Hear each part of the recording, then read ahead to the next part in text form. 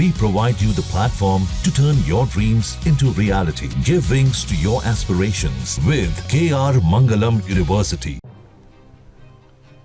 उत्तर प्रदेश के रायबरेली में हाल ही में एक विवादास्पद घटना सामने आई, जब पूर्व मंत्री स्वामी प्रसाद मौर्य पर एक युवक ने सार्वजनिक रूप से थप्पड़ मार दिया। यह घटना इलाके में अचानक चर्चा का विषय बन गई और राजनीतिक माहौल में हलचल मच गई। इस हमले के बाद एक नया मोड़ तब आया जब पता चला कि इस थप्पड़ मारने वाले युवक का नाम रोहित द्विवेदी है और उसे सलोन क्षेत्र के निवासी आशीष तिवारी ने 11 लाख रुपए का चेक भेंट किया है। आशीष तिवारी ने एक वीडियो संदेश जारी कर कहा, स्वामी प्रसाद मौर्य हमारे आराध्य देवों को लगातार गाली देते रहे हैं, जिससे हमारी धार्मिक भावनाएं आहत हुई हैं। रोहित द्विवेदी ने उन्हें उनकी औकात दिखाई है, इसलिए मैंने उन्हें 11 लाख रुपए का इनाम दिया है। तिवारी ने आगे कहा कि भविष्य में यदि कोई स्वामी प्रसाद मौर्य को जूते से मारेगा तो उसे 21 लाख रुपए दिए जाएंगे। आशीष तिवारी ने अपनी पत्नी ममता तिवारी के चेकबुक से 11 लाख रुपए का चेक रोहित द्विवेदी के परिजनों को सौंपा, जिसके बाद राजनीति गहमागहमी बढ़ गई। आशीष तिवारी ने यह चेक रोहित द्विवेदी को उस घटना के बाद क्यों दिया, इस पर कई तरह की अटकलें लगाई जा रही हैं। हालांकि अभी तक दोनों पक्षों से इस बारे में आधिकारिक जानकारी सामने नहीं आई, लेकिन इस घटना ने इलाके में सनसनी मचा दी है, क्योंकि इससे यह सवाल खड़ा होता है कि क्या इस हमले के पीछे किसी तरह की राजनीतिक साजिश या दबाव था। जिस तरह लगातार स्वामी प्रसाद मौर्य पर हमले हो रहे हैं, उससे यह बात साफ है कि स्वामी द्वारा किए जा रहे सनातन विरोधी व ब्राह्मणों पर किए जा रहे जुबानी जंग अब लोग हजम नहीं कर पा रहे। फिलहाल यह मामला अब राजनीतिक रूप भी लेता दिख रहा है। इसी बीच स्वामी प्रसाद मौर्य ने इनाम देने वालों पर तंज कसना शुरू कर दिया है और दोनों आरोपियों को उन्होंने बीजेपी का गुंडा तक कह डाला। उन्होंने कहा कि ये सभी बीजेपी गुंडे हैं, वे सही बोलने पर हमला करते हैं। कोई मेरी जुबान काटने वाले को 10 लाख, सर कलम करने वाले को 50 लाख का इनाम देने की घोषणा कर रहा है, तो कोई जूते मारने वाले को 21 लाख रुपए देने की बात कह रहा है।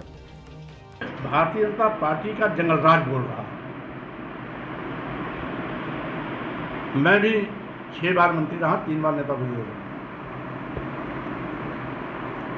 कभी बसपा की सरकार होती थी, सारे गुंडे माफिया अपराधी मवाली उत्तर प्रदेश छोड़ करके कहीं और पनाह लेते थे, और उत्तर प्रदेश में जो गुंडे माफिया अपराधी बच भी गए थे वो चूहे के बिल में घुस गए थे। लेकिन आज जंगल राज है।